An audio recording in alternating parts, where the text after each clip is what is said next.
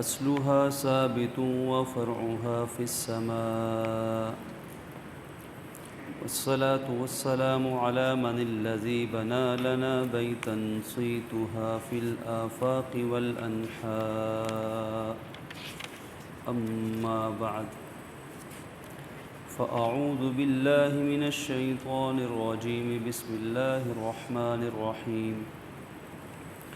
هو الذي أنزل عليك الكتاب منه آيات محكمات هن أم الكتاب وأخر متشابهات فأما الذين في قلوبهم زيغ فيتبعون ما تشابه منه ابتغاء الفتنة وابتغاء تأويله وما يعلم تأويله إلا الله. والراسخون في العلم يقولون آمنا به كل من عند ربنا وما يذكر إلا أولو الألباب. صدق الله العظيم وصدق رسوله النبي الكريم ونحن على ذلك من الشاهدين والشاكرين والحمد لله رب العالمين. يا رب صل وسلم دائما أبدا على حبيبك خير خلق كلهم. بزرگان ملت، برادران اسلام، میرے عزیز دوستوں، بزرگوں اور بھائیوں، آپ کے سامنے قرآن مجید کی دوسری طویل ترین سورت سورہ آل عمران کی آیت نمبر 7 تلاوت کی گئی۔ آل عمران، عمران کی فیملی، عمران کا خاندان، اور ان سے مراد حضرت عیسیٰ علیہ السلام کے نانا محترم یعنی حضرت مریم کے والد گرامی۔ تو اس صورت کے اندر اللہ رب العزت نے حضرت مریم سلام اللہ علیہا، حضرت عیسیٰ علیہ السلام اور ان کے خاندان کے، اس عظیم خاندان کے عظیم کارنامے، مرتبے اور مقام کو بیان کیا، اور اس کو بیان کرنے کا مقصد یہ ہے کہ نصارہ یعنی عیسائیوں کے اندر جو خامیاں ہیں، جو ان کے اندر برے اعمال پائے گئے، عقائد کے اندر خامیاں ہیں، اعمال میں خامیاں ہیں، ان کی اصلاح ہو سکے، ان کو درست کیا جا سکے۔ ایک انسان کے اندر جو خامیاں یا غلطیاں ہوتی ہیں وہ دو طرح کی ہیں۔ ایک غلطی کا تعلق ہے عملی غلطی سے، اس کا عمل ٹھیک نہ ہو، عمل غلط ہو۔ اس سے بھی بڑی غلطی وہ ہے فکری غلطی، کہ اس کی سوچ میں، عقیدے میں، نظریے کے اندر کوئی غلطی پائی جائے، یہ بڑی غلطی ہے۔ فرض کریں ایک انسان نماز پڑھتا ہے، نماز پڑھتے ہوئے اس سے کوئی غلطی ہو جاتی ہے، نماز اللہ کے لیے پڑھ رہا ہے، دل میں نیت ہے واسطے اللہ کے، لیکن کوئی نماز میں غلطی ہو گئی تو اس کا ازالہ ہو جائے گا، کرنا پڑے گا۔ بعض صورتوں میں سجدہ سہو کرنا پڑے گا، بعض صورتوں میں نماز دوبارہ پڑھنی پڑے گی، بعض صورتوں میں صرف استغفار سے کام چل جائے گا، نماز ہو گئی۔ کیونکہ نیت نظریے میں غلطی نہیں ہے، عمل میں تھی، اصلاح کے کئی طریقے ہوں گے۔ لیکن اگر غلطی خدا نہ خواستہ نظریے میں پائی گئی کہ جی میں نماز پڑھتا ہوں فلاں کے لیے، اللہ کے لیے نہیں، فلاں کی عبادت کے لیے، تو شرک ہو گیا۔ نماز اس لیے پڑھ رہا ہوں تاکہ لوگ کہیں کہ ماشاءاللہ جی بڑے نیک لوگ نے، بڑے حاجی نمازی نے۔ معاشرے کے اندر ایک مذہبی عزت مل جائے گی، یہ غلطی فکر میں ہے، یہاں غلطی ہے۔ اب یہ نماز چاہے جتنی مرضی خشوع و خضوع والی پڑھ لے، یہ نماز پرانے کپڑے کی طرح منہ پہ مار دی جائے گی، سجدہ صاحب سے کام نہیں چلے گا۔ دوبارہ بھی پڑھ لے، 1000 بار اس نیت سے پڑھ لے، ازالہ نہیں ہوگا، کیونکہ جب تک یہ غلطی درست نہیں ہوگی، فکری غلطی۔ ایک انسان قربانی کرتا ہے، کتنا بڑا عمل ہے، ہم بارہا قربانی سے پہلے، قربانی کے ایام میں یہ سن چکے۔ فکری غلطی کی، جیسے مشرکین مکہ کرتے تھے کہ یہ جانور اللہ کے نام کا، یہ جانور فلاں بت کے نام کا۔ فکری غلطی، قرآن نے کہا یہی تو شرک ہے، یہی تو نہیں کرنا تھا۔ تو فکری غلطی بڑی غلطی ہے، کیونکہ عقیدہ اور ایمان سب سے پہلے ہے۔ اس کی مثال، عام مثال ہم کتابوں میں پڑھتے رہتے ہیں، اسکولوں کے اندر بچوں کو یاد ہے، بیج کی مثال ہے۔ بیج، ایک بیج اگر ٹھیک ہے تو اس بیج سے اگنے والا پودا بھی ٹھیک ہوگا، پتے بھی ٹھیک ہوں گے، پھل بھی ٹھیک ہوں گے، پھول بھی ٹھیک ہوں گے، پورا درخت تناور بن جائے گا۔ لیکن بیج خراب ہے تو پھر اس کے اثرات تنے میں بھی ہوں گے، ٹہنی میں بھی، پتے میں بھی، پھول میں بھی، پھل میں بھی۔ تو عقیدہ اگر، ایمان اگر مضبوط ہے، سوچ اور نظریہ اگر ٹھیک ہے تو پھر عمل بھی ٹھیک ہے۔ اگر سوچ کمزور ہے، سوچ ٹھیک نہیں ہے، نظریے اور فکر میں غلطی ہے، تو پھر عمل بیچارہ کمزور ہے، وہ کچھ نہیں کر سکتا۔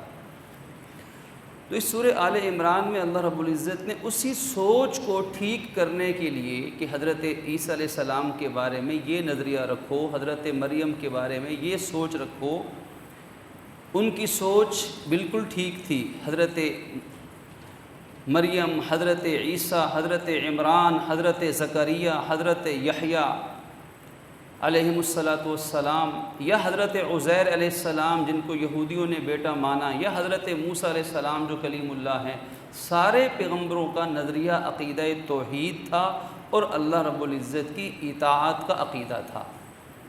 جو حکم وہاں سے آ جاتا وہ اس حکم کو پورا کرتے، اللہ تعالیٰ کے حکم میں کبھی شک نہیں کرتے تھے۔ جو حکم مل گیا، سب سے بڑی اطاعت اللہ کا نبی کرتا ہے۔ تو گویا کہ شک کو دور کیا گیا، دماغوں میں جو شک کی بیماری ہے، تشکیک، چیزوں کو اگنور کر دینا، چیزوں کے اندر فیصلہ نہ کر پانا، 50-50 والا دماغ کہ ہر چیز کے بارے میں دماغ میں کوئی نہ کوئی شک پیدا ہو جانا۔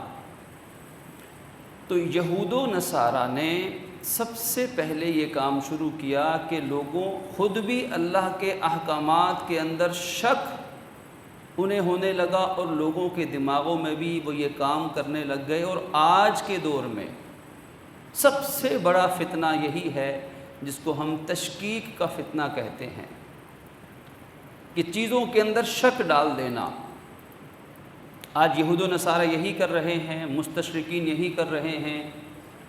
مسلمان پڑھے لکھے طبقے کے اندر بالخصوص نوجوان نسل کو اسلام کے بارے میں شک ڈالنا، احکامات، قربانی کے اندر شک ڈال دیا، حج کے بارے میں تشکیک دماغ میں ڈال دی، طرح طرح کے احکامات، اسلامی حدود و قیود، قصاص کے بارے میں بے شمار چیزیں ہیں۔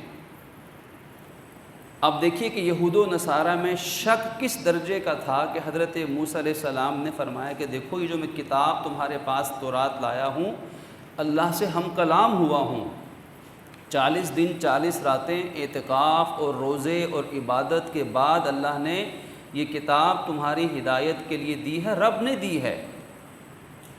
تو کہنے لگے کہ ہمیں کیا پتہ آپ رب سے ملے بھی ہیں کہ نہیں۔ حضرت موسیٰ کوہ طور پر گئے، پیچھے سے ایک بچڑے کو، ایک گائے کا بچڑا، اس کو سونا چاندی ہیرے جوہرات ڈھال کے ایک جانور نما ایک بنا دیا اور اس کی پوجا پاٹ شروع کر دی۔ سامری جادوگر نے سامری جادو جو بنی اسرائیل میں سے ہی بدبخت تھا، جس کو بعد میں حضرت موسیٰ علیہ السلام کی بد دعا لگی اور وہ سارے زندگی لا مساس لا مساس، مجھے مت چھونا، مجھے مت ہاتھ لگانا، ایسی بیماری موذی لگی کہ کوئی اگر سامری جادوگر کو ہاتھ بھی لگاتا تو اسے فوراً بخار آ جاتا، بخار چڑھ جاتا، تو کہتا تھا لا مساس، مجھے مت چھونا، مجھے مت ہاتھ لگانا، اور وہ اللہ کی عذاب اور پکڑ کا نشانہ بنا۔ اس نے بنی اسرائیل کے اسی شکی دماغ اور شکی ذہنیت سے فائدہ اٹھایا اور بچڑا تیار کیا اور کہا کہ دیکھو موسیٰ جس رب کی بات کرتا ہے نا، تم نے دیکھا ہے اسے؟ رب کو دیکھا ہے؟ نہیں دیکھا۔ تم نے کتابیں اور وحی اترتے دیکھی ہے؟ قوم نے کہا ہم نے تو نہیں دیکھی۔ تم کبھی اس رب سے ملے ہو؟ کبھی ملاقات کی ہے؟ نہیں کی ہے۔ اب قوم تو پہلے ہی شک کی بیماری میں تھی، جیسے آج لوگوں کو، بہت سے مسلمانوں کو یہی شک کی بیماری ہے، اور یہود و نصارہ اور جتنے ایتھیسٹ ہیں، ملحد ہیں، وہ اسی بیماری کا فائدہ اٹھاتے ہیں۔ شاید جو بڑے ہیں 40-50 سال اور اس سے اوپر کی عمر والے، انہوں نے تو ان لوگوں سے، ان علماء سے علم سیکھا ہے جن کا اپنا ایمان بڑا مضبوط تھا۔ وہ تو مستشرقین کے اس طرح کے بیہودہ باتوں سے وہ شک میں نہیں پڑتے، لیکن آج کی نوجوان نسل، آج کے 15-20 سال کے بچے، انہوں نے شاید ان علماء کے پاس اٹھنا بیٹھنا ہی چھوڑ دیا، تو بہت جلدی یہ کیپچر ہوتے ہیں، بہت جلدی نشانہ بنتے ہیں۔ اسی لیے آج ہماری یونیورسٹیوں کے اندر الحاد پھیل رہا ہے، ہمارے تعلیمی اداروں کے اندر، اور بدقسمتی سے میڈیا کے اندر بھی اختیار اور ہولڈ ان لوگوں کا ہے کہ جن کے اندر یہ الحاد موجود ہے، دین کے اندر شک کی بیماری۔ یہ ساری یہود و نصارہ سے ہم نے لی ہے۔ یہودیوں میں اتنا شک تھا کہ حضرت موسیٰ اتنا یقین دلایا، نہیں مانے، آخر کار کہا کہ ہم اس وقت موسیٰ ہم تیری بات نہیں مانتے۔ بیچ میں بات رہ گئی کہ حضرت موسیٰ واپس آئے تو دیکھا بچڑے کے سامنے سجدے ہو رہے ہیں، یہ کیا؟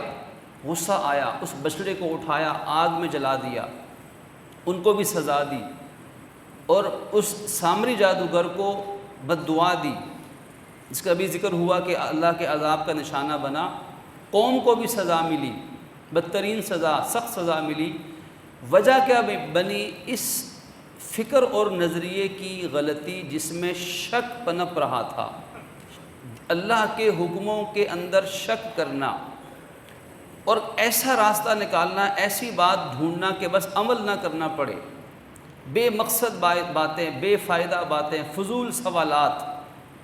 جو مقصد کی چیز ہے، جس پہ عمل کرنا ہے، جو اصل چیز ہے، اس کو چھوڑ کر دائیں بائیں ہوتے رہنا، یہ ان کے اندر بیماری تھی۔ اور پھر یہ آزمائش نکلی تو کہا جی ہم تو تب مانیں گے جب اللہ کو ہم خود دیکھ لیں گے۔ اب یہی شک کو دور کرنے کا بہانہ، اللہ کو ہم دیکھیں گے، ارنا اللہ جہرا، کھلی آنکھوں سے بغیر پردے کے اللہ کو دیکھیں گے، موسیٰ پھر تمہاری بات مانیں گے۔ حضرت موسیٰ علیہ السلام نے سمجھایا لیکن باز نہیں آئے۔ اب چاہتے تھے پیغمبر کہ میری قوم ایمان لے آئے تو ساتھ لے کے چل دیے۔ کوہ طور پر پہنچے، رب سے درخواست کی کہ یا اللہ میری قوم ہے، باز نہیں آتی، شک میں پڑی ہوئی ہے، تجھے دیکھنا چاہتی ہے۔ تو اللہ رب العزت نے اپنی تجلی کا ظہور فرمایا، اور اس صرف تجلی کا ظہور ہوا، اپنی ذات کو سامنے اللہ نہیں لایا، صرف اپنے نوروں میں سے ایک نور کو ظاہر کیا۔ جس جگہ پر ظاہر کیا وہ جگہ بھی پاش پاش ہو گئی، اور وہ بنی اسرائیل کے 70 سردار وہیں ڈھیر ہو گئے، سب مارے گئے۔ اب حضرت موسیٰ علیہ السلام پریشان کہ یا اللہ یہ تو بدبخت پہلے بھی میری بات نہیں مانتے تھے، اب جب 70 ان کے سردار مارے گئے، وہاں جا کے بتاؤں گا تو پھر میری کون سنے گا؟ یہ تو پہلے مجھے میری باتوں میں شک کرتے ہیں، یا اللہ آپ ان کو زندہ کر دیجئے اپنی قدرت سے۔ حضرت موسیٰ علیہ السلام کی دعا قبول، اللہ رب العزت نے ان 70 مرے ہوئے لوگوں کو اللہ نے دوبارہ زندہ کر دیا۔ اب آپ دیکھیے کہ کتنا بڑا اللہ نے اپنی قدرت کا معجزہ دکھایا۔ کہ دوبارہ زندگی ملی، زندہ ہو گئے۔ پھر اللہ نے ان پر ایک آزمائش ڈالی کہ پہاڑ کے ایک ٹکڑے کو اللہ نے اپنی قدرت سے اٹھایا اور ان کے سر پہ لا کے ایسے کھڑا کر دیا، جیسے ہم بادل سر پہ آ جاتا ہے، تو جیسے بادل سر پہ ایسے کھڑا ہوتا ہے، ایسے اللہ نے پہاڑ کے ٹکڑے کو ان کے سر پہ اٹھا کے یوں لٹکا دیا اور پوچھا کہ بتاؤ اب بھی مانو گے یا نہیں؟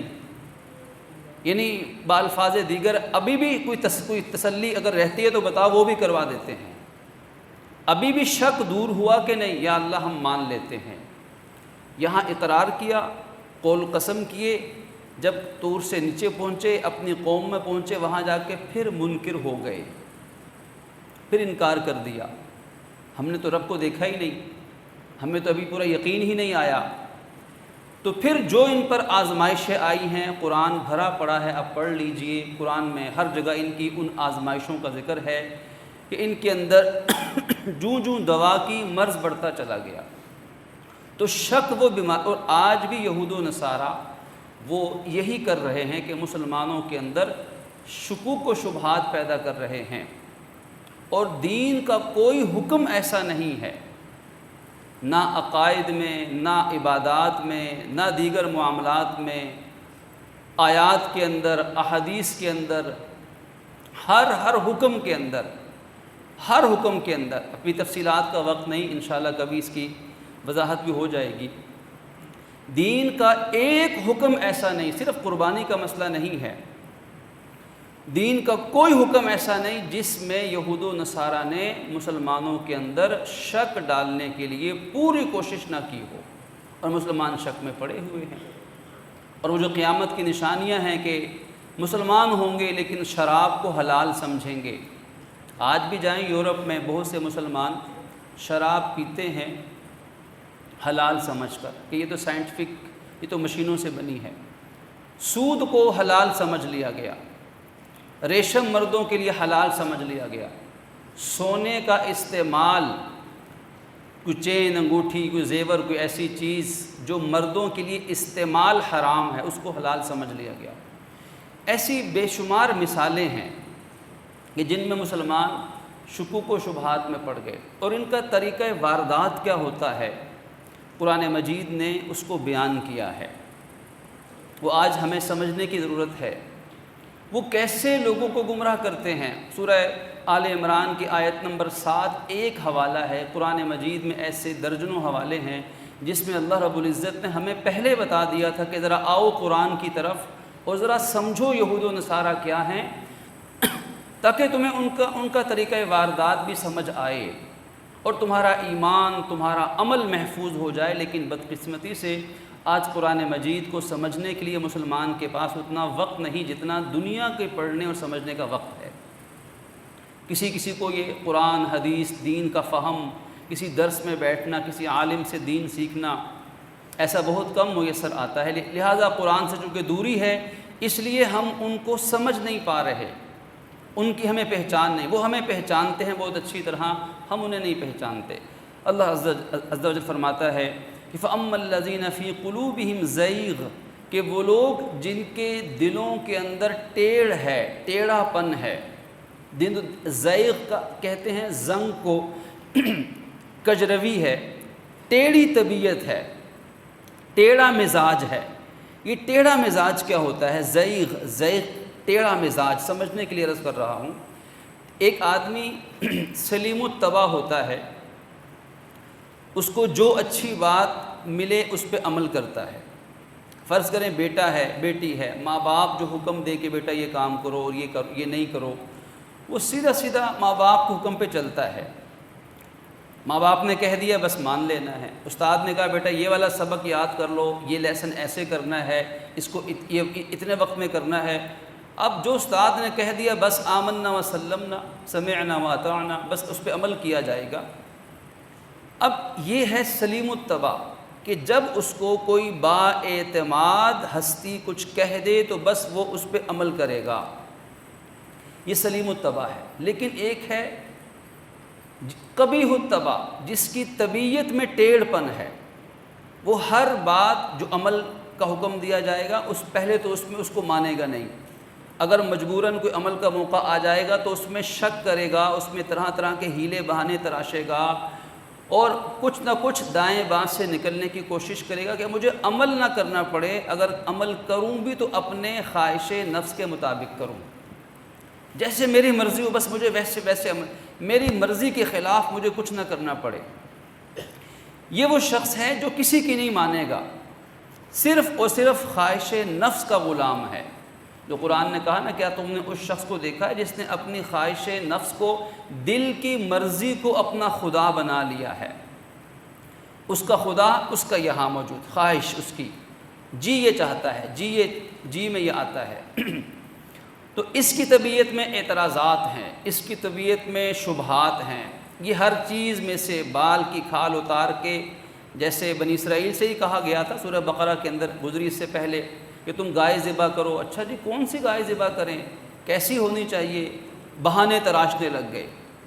بار بار پیغمبر سے کہا کہ آپ بتائیں، ہمیں سمجھ نہیں آ رہی، اور وضاحت کریں، اور بھئی تمہیں کہا کہ گائے ذبح کرو، بس بات ختم ہو گئی۔ اگلی بات قرآن نے، اللہ نے، نبی نے کوئی نہیں کی تھی، گائے پکڑو، کوئی بھی لو اور ذبح کرو، حکم پورا کرو۔ تم بندے ہو، تم رب نہیں ہو، تمہیں جو کہا گیا تم نے وہ کرنا ہے۔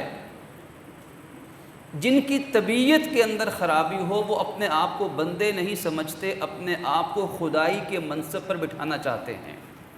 پھر پابندیاں لگنا شروع ہو گئیں کہ اچھا جی گائے کی عمر ایسی ہوگی، گائے کا رنگ ایسا ہوگا، گائے کی حیثیت ایسی ہوگی، فلاں فلاں فلاں۔ اب اس ڈھونڈنے لگ گئے، اور وہ بھی آخر میں انہوں نے کہا کہ انشاءاللہ ہمیں سمجھ آ جائے گی کہ گائے کون سی ہے۔ تو قرآن کہتا ہے کہ اگر وہ یہ نہ کہتے تو انہیں وہ گائے کبھی ملتی ہی نہ، کیونکہ وہ عمل نہیں کرنا چاہتے تھے۔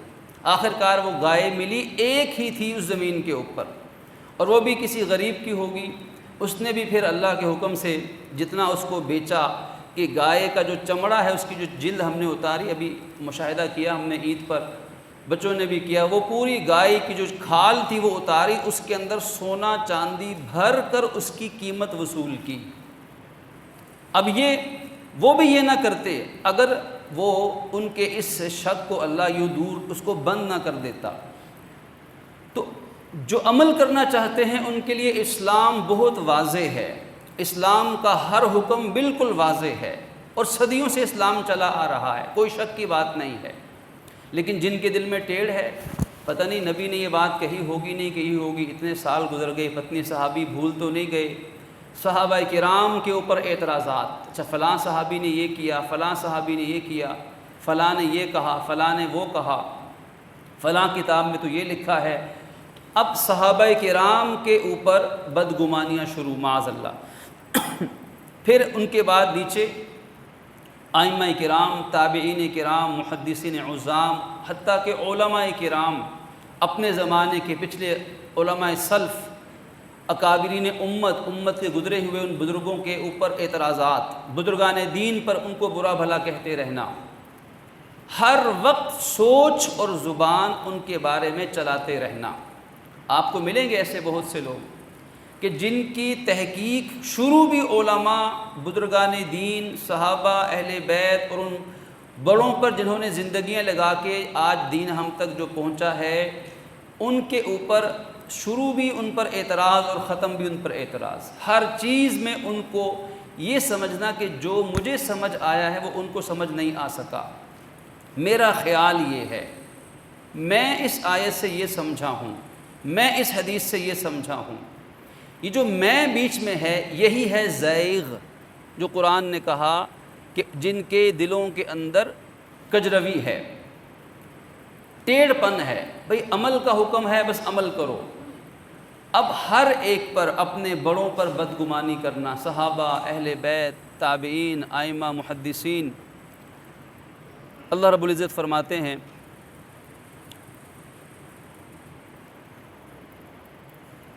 کہ جن کے دلوں کے اندر ٹیڑھ پن ہے، فَيَتَّبِعُونَ مَا تَشَابَهَ مِنْهُ، تو وہ کیا کرتے ہیں کہ جن چیزوں کے اندر متشابہات ہیں ان چیزوں کے پیچھے لگ جاتے ہیں۔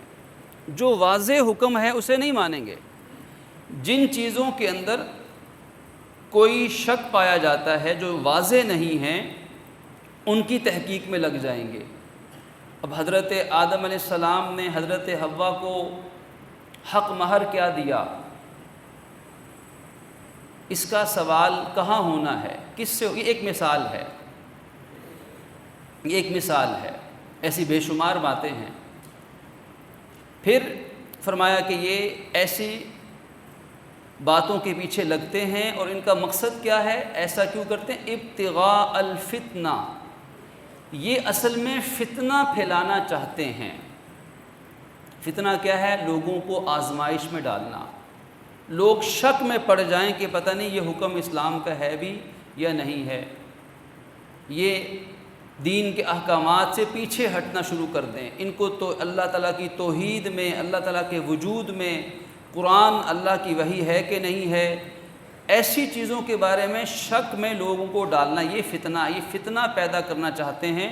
وابتغاء تأویلی، اور یہ چاہتے ہیں کہ ایک نئی اپنی غرض کو پورا کر لیں، ایک نیا راستہ نکال لیں۔ حالانکہ ایسی بے شمار باتیں ہیں کہ جن کا انسانوں کو نہیں بتایا گیا۔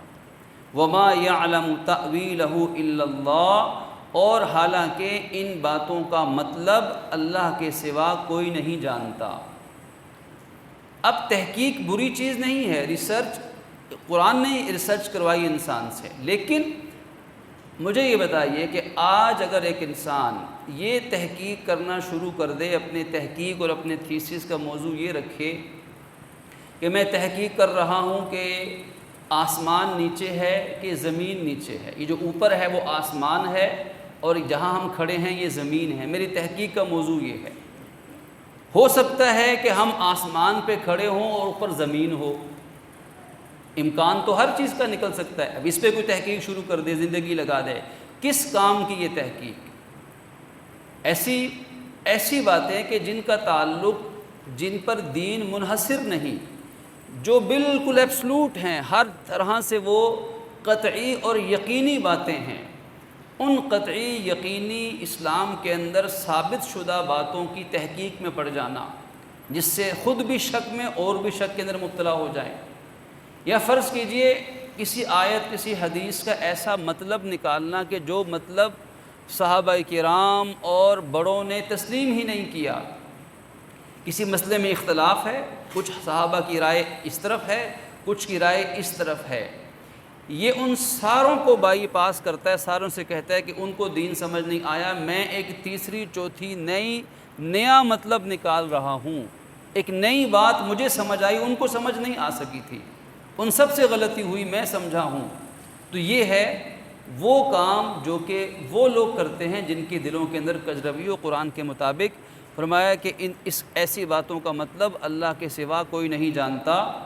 جو صحیح اہل علم ہیں، صحیح علماء، اہل علم ہیں، اہل دین ہیں، ان کی اللہ رب العزت تعریف فرماتے ہیں کہ والراسخون فی العلم یقولون آمنا بی، کہ جو لوگ مضبوط علم والے ہیں، جیسے علماء ہیں، جید علماء ہیں، مفتیان کرام ہیں، فقہاء کرام ہیں، جن کی فیلڈ ہے دین کی خدمت، دین کا علم سیکھنا اور سکھانا۔ ہمیں بھی چاہیے کہ ہم علم سیکھیں علماء سے، علماء سے علم، ہر ایک کی اپنی فیلڈ ہے۔ اگر میں آپ سے کہوں، مشورہ آپ کو دوں، بن مانگے مشورہ دوں کہ آپ اگر کوئی مقدمہ ہو، کوئی عدالتی معاملہ ہو، تو آپ ایسا کریں کہ وکیلوں کو ہائر مت کریں، کسی جج صاحب سے فیصلہ مت لیں، آپ کسی ڈاکٹر صاحب کے پاس جائیں اور سارے مقدمے ان کے سامنے پیش کریں اور انہی کو کہیں کہ ڈاکٹر صاحب آپ فیس لے لیں اور آپ جا کے عدالت میں پیش ہوں اور آپ ہمارا مقدمہ لڑیں۔ تو کوئی انسان اس کو عقل مندی نہیں کہے، اس لیے کہ ان کی فیلڈ الگ ہے۔ اگر میں مشورہ دوں کہ اگر کسی کو خدا نخواستہ کوئی بیماری ہے، کوئی پیٹ میں درد شروع ہو گیا، کوئی سر میں درد، کوئی بیماری لاحق ہو گئی، تو اس بیماری کا علاج ڈاکٹر صاحب سے کروانے کے بجائے میں کہوں کہ جج صاحب کے پاس جائیں، ان سے علاج کروائیں، ان سے دوائی لکھوا کر لائیں۔ تو دنیا کا کوئی عقل مند انسان ایسا نہیں کرے گا کہ عدالتی کسی جھگڑے فیصلے کے لیے ڈاکٹر کے پاس آئے اور علاج معالجے کے لیے وکیل اور جج کے پاس جائے، کوئی ایسا نہیں کرے گا۔ دوائی لینی ہو تو کوئی سبزی کی دکان پہ نہیں جائے گا، اور سبزی لینی ہو تو کوئی میڈیکل سٹور پہ نہیں جائے گا، کیونکہ ہر کوئی جانتا ہے، اتنی سمجھ ہر ایک کو ہے کہ ہر ایک کی اپنی ایک فیلڈ ہے، اس کی ایک زندگی گزری ہے اس کام کے اندر۔ تو آج ہمارا بہت بڑا مسئلہ کہ دنیا کی چھوٹی چھوٹی چیزوں میں تو ہم یہ سمجھتے ہیں، سبزی لینے جائیں گے تو کبھی میڈیکل سٹور پہ سبزی مانگنے نہیں جائیں گے، اور کبھی دوائی لینے کے لیے ہم سبزی کی دکان پہ کہ ذرا دینا پیناڈول، ذرا دینا فلاں دوائی دینا، یہاں تو کوئی غلطی نہیں کرے گا۔ بچے کو اگر میڈیکل کالج میں داخل کروانا ہے ڈاکٹر کے لیے، تو کبھی ہوا کہ کسی کو سمجھ ہی نہ آئے اور وہ انجینئرنگ یونیورسٹی کے اندر بچے کو بھیج دے، بیٹا تم آئی کام کرو اور آئی کام کر کے تم نے بہترین ڈاکٹر بننا ہے، بیٹا تم پری میڈیکل کرو اور تم نے یہ کر کے بہترین تم نے سول انجینئر بننا ہے۔ ہر ایک اپنی فیلڈ، ہر کوئی جانتا ہے کہ کس راستے سے ہمیں کیا ملے گا اور کس کی محنت کیا ہے، کس کا دائرہ کیا ہے۔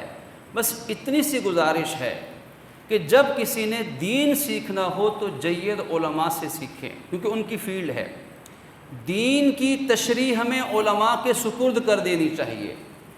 یہ ٹی وی اینکرز کا کام نہیں ہے، یہ صحافیوں کا کام نہیں ہے، معذرت کے ساتھ یہ وکلاء کا، ڈاکٹرز کا کام نہیں ہے، یہ ان علماء کا کام ہے جو واقعی دین کا فہم رکھتے ہیں۔ اور ہر عالم بھی نہیں کر سکتا، صرف وہ علماء کہ جنہوں نے اپنی زندگیاں اس فیلڈ میں گزاری ہیں، وہ لوگ اللہ ان کی تعریف کرتا ہے کہ والراسخون فی العلم یقولون آمنا بی، جو علم میں رسوخ اور مضبوطی رکھتے ہیں، وہ کہتے ہیں کہ آمنا بی، اس دین کے معاملے کا پر ہم ایمان لے کر آتے ہیں، اور جو کچھ ہمارے رب کی طرف سے وہ سب کچھ برحق ہے۔ اور اس بات کی نصیحت صرف اہل عقل حاصل کریں گے، اولو الالباب۔ اب وہ اہل عقل تمام شعبہ زندگی کے اندر ہوں گے، چاہے وہ عالم ہے چاہے وہ عالم نہیں ہے، لیکن جو بندہ مومن ہے، بندہ مسلم ہے، وہ ان تمام باتوں کو دل سے ایمان لا کے تسلیم کرتا ہے۔ اللہ رب العزت سے دعا فرمائیے کہ پروردگار عالم ہمیں ہر فتنے سے اور ہماری نسلوں کو ہر شر سے محفوظ فرمائے، اور ہمیں قرآن و سنت کے مطابق زندگی بسر کرنے کی توفیق بخشے۔ وآخر دعوانا ان الحمد للہ۔